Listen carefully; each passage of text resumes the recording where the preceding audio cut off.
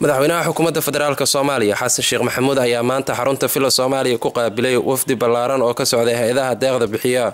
oo kuwaasi oo ujeedkoodu ahaa inay u kurgalaan xaaladda Soomaaliya xilli qayb ka mid ah dalka ay ka jiraan abaaro daba dheeraaday. Kulankan ay wada qaateen madaxweynaha oo ay weheliyeen xubno ka tirsan golaha wasiirada iyo wafdigaani ka socday hay'adaha deeqda bixiya oo muddo dheer qaatay ayaa markii uu soo gabagaboobay waxaa saxaafadda la hadlay wasiirka beeraha Cabdi Axmed Baafo oo saxaafadda u sharaxay kulankan iyo waxyaabaha ugu muhiimsanaa ee lagu gorfeeyay. maantay waxaan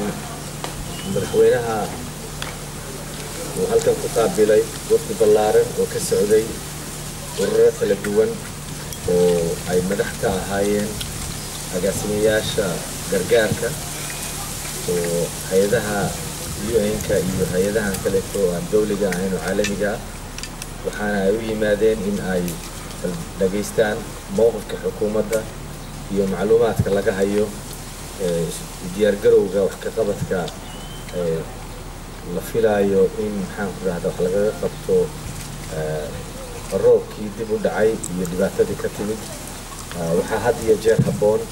in aan mar dambeeto wixii la soo maray ayna dib u dhicin oo 2011 aan soo marnay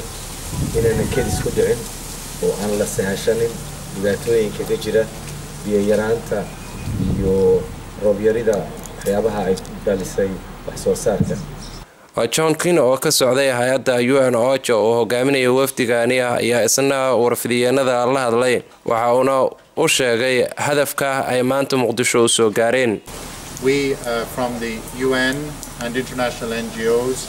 have come here at the senior level emergency directors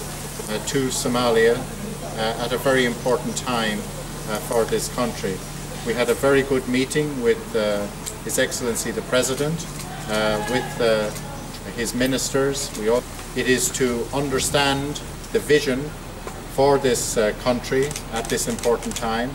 and how we, the humanitarian organizations, can best support that vision.